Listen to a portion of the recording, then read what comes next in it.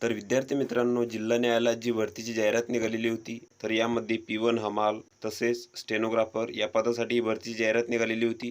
तर आता स्टेनोग्राफरसाठी जे उमेदवार पात्र झालेले आहेत, तर त्यांची यादी इथं लावण्यात आलेली आहे. तर त्यासंबंधीची महत्त्वपूर्ण अपडेट आपण या व्हिडिओमध्ये पाहणार आहोत. तर इथं बघू शकता, high court Bombay district court requirement process 2023 for the post stenographer grade 3. तर यासाठी इथं नोटीस दिलेली आहे.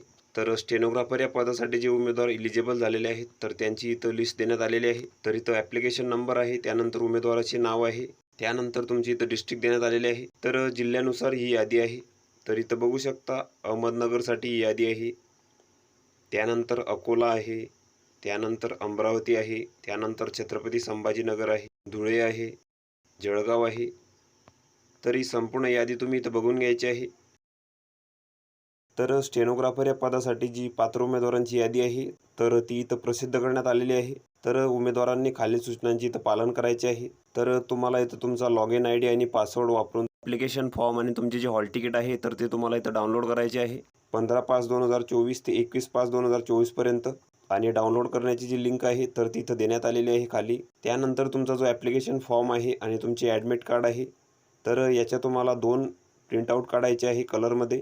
आणि त्यासोबत तुम्हाला 2 रंगीत फोटो, जे तुम्ही ऑनलाईन फॉर्म भरताना जे सबमिट केलेले होते, तर ते तुम्हाला संबंधित जिल्हा न्यायालयात, म्हणजे जिथे तुम्ही अर्ज केलेला आहे, तर तेथे तुम्हाला सबमिट करायचे आहे 15/5/2024 ते 21/5/2024 पर्यंत.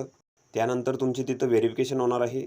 त्यानंतर तुम्हाला संबंधित जिल्हा न्यायालयातून प्रवेशपत्राची जी प्रत आहे, तर ती इथं फोटो चिपकवून तुम्हाला इथं मिळणार आहे. त्यानंतर तुमची जी टायपिंग टेस्ट होणार आहे, तर त्यासाठी जे फॉन्ट वापरले जाणार आहे, तर ते इथं दिलेले आहे. तर इथं लँग्वेज दिलेली आहे, त्यानंतर नेम ऑफ फॉन्ट दिलेले आहे. तर इंग्रजीसाठी तुम्हाला एरियल किंवा द टाईम न्यू रोमन किंवा बिटस्ट्रीम चार्टर, तर हे फॉन्ट तुम्हाला इथं राहणार आहे इंग्रजीसाठी. त्यानंतर मराठीसाठी तुम्हाला कृतीदेव 55 हा फॉन्ट इथं राहणार आहे. त्यानंतर पुढील अपडेटसाठी तुम्हाला जे संकेतस्थळ आहे जिल्हा न्यायालयाचे, तर ते इथं तपासत राहावे लागेल तुम्हाला. तर ही संपूर्ण माहिती तुम्ही इथं बघून घ्यायची आहे. या PDF ची लिंक तुम्हाला डिस्क्रिप्शनमध्ये मिळून जाईल.